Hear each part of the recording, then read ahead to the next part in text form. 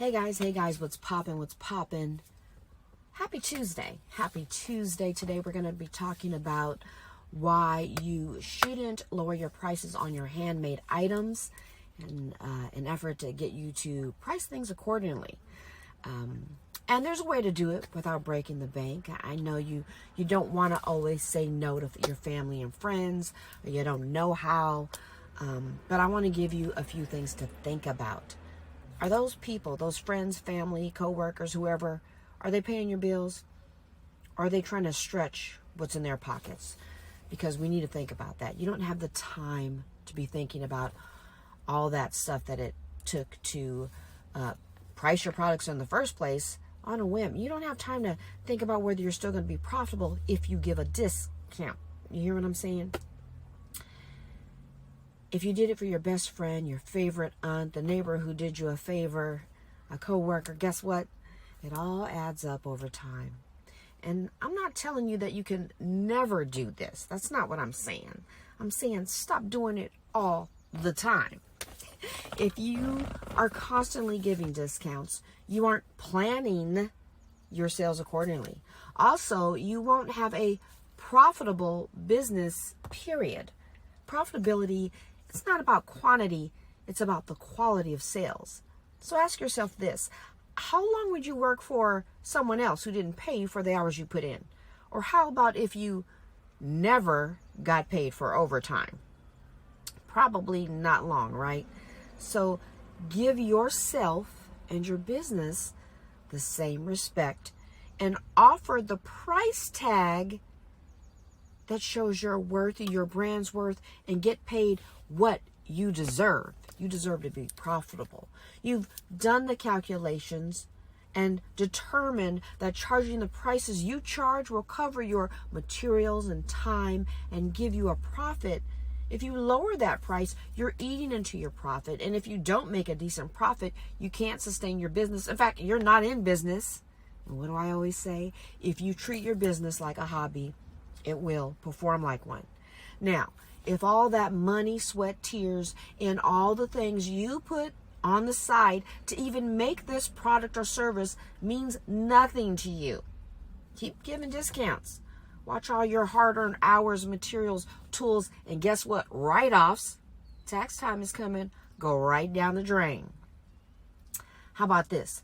Customers may worry about your quality if you're not pricing accordingly. You have a product or service that's of good value and high quality. So slapping a low price tag on it after you put your blood, sweat, and tears on it can have the opposite effect on your avatar and your potential buyers. Think about when you're out shopping. No matter how fabulous the product is, no matter what it does, no matter if it solves your biggest problem, if you see that low price tag, what do you think? You can't help but wonder if something is wrong with it, right? Did it meet QA? Is it Dollar Tree material? Is it a Ross product which didn't make it to the Macy's or Nordstrom floor? Guess what? And guess what else happens?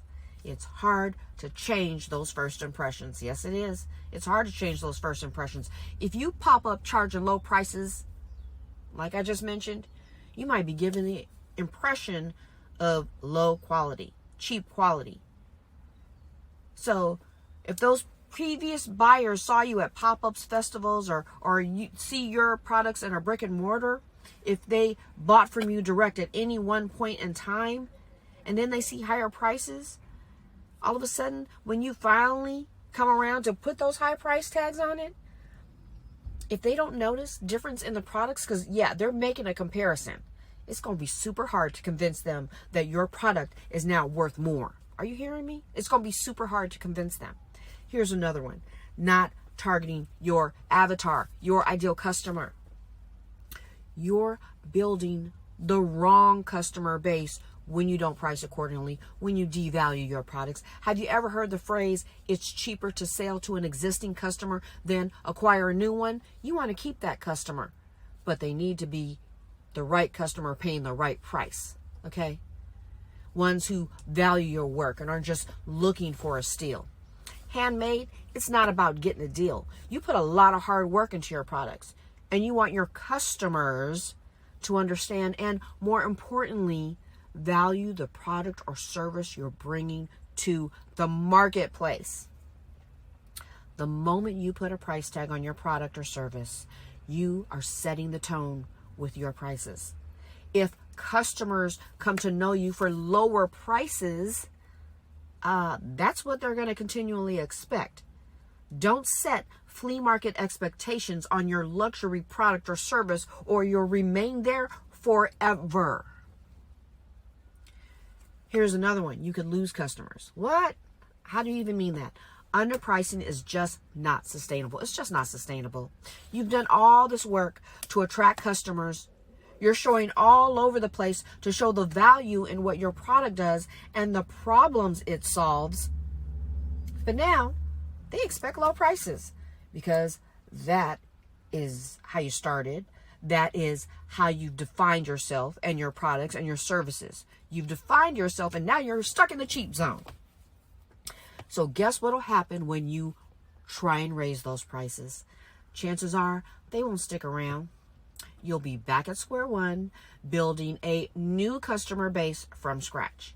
This is the worst position you can be in. Because why? Because it's going to cause burnout, and it's going to happen fast. Here's another one.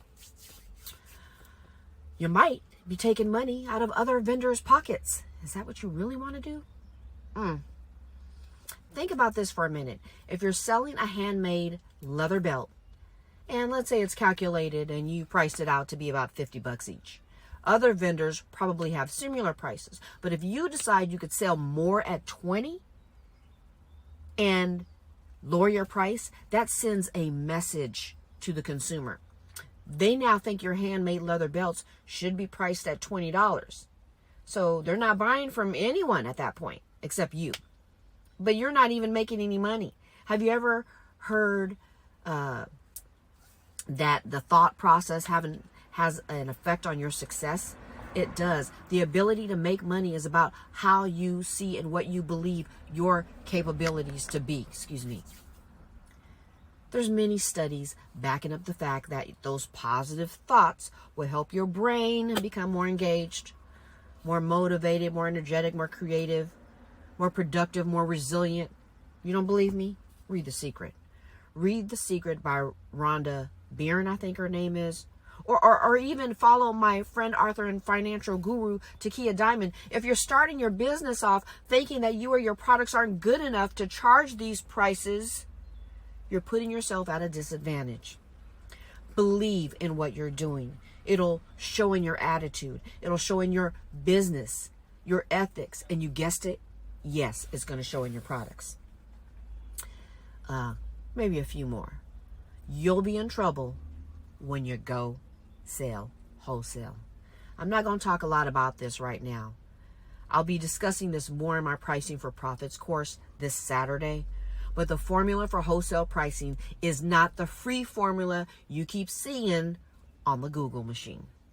You'll be at a disadvantage if you're leaving line items off the table when you work in your formula. Okay? Here's another one. You'll have to work harder for your profits. Nothing like going backwards. Nobody likes having to make up the reasons on why you should have priced right in the first place to prove your product is really of this value and deserving of the price tag you put on it. If you do that, you're going to feel like you're digging yourself out of a 10-foot ditch by hand. You want to do that? I don't think so. You're lowering the perceived value and taking away from the handmade experience. Don't do it. I get it. When you start your business, you just want that first sale. You just want to hear that cha-ching. In fact, it can be super tempting to lower your prices in an attempt to get more sales. But guess what? The people who shop for handmade goods, I'm going to say it again. The people who shop for handmade goods aren't looking for a cheap deal. They're looking for value. You need to know your avatar. If you don't know who that is or how to build your avatar, take my unforgettable branding course. There's a whole module dedicated to building your ideal customer persona. Just because Jane Doe or Joe Blow has $20 burning in their pocket doesn't mean that they're willing to spend it on just anything. People who buy handmade, they want that product that's special. They want that product that's unique. They want that product that has a story behind it that makes them feel all warm and fuzzy and good about the whole reason they chose to open their wallet in the first place, and more importantly, to your shop. It might be about the colors, the packaging, the branding, the little handmade notes that you write, the shop name, or what it represents. So do you really want to devalue what your shop, you and your brand stand for just for that fast buck? Put a little thought and effort into these areas. Show the shopper why your products are worth their prices, and take it a little further. Take it a little further. And join me in my Pricing for Profits course this Saturday. If you're local, if you're in the San Francisco Bay Area, if you're in the East Bay Area, I'll be in Hayward this Saturday showing you how to price correctly so you can dig yourself out of that hobby zone you fell into. Get the recognition for the value and the principles your brand and products stand for. More importantly, stop leaving money on the table. If you aren't local, stand by. This course is going to be available online. Just say, I need this, Lisa. I need this. And I'll get you on the road to sustainable profitability. Stop treating your business like a hobby, or it will perform like one. I hope to see you this Saturday. I hope to see you online. If you're not able to make it, just say you need this. I'll make sure that you're getting the information you need. And until then, happy selling, and I'll talk to you soon. Bye now.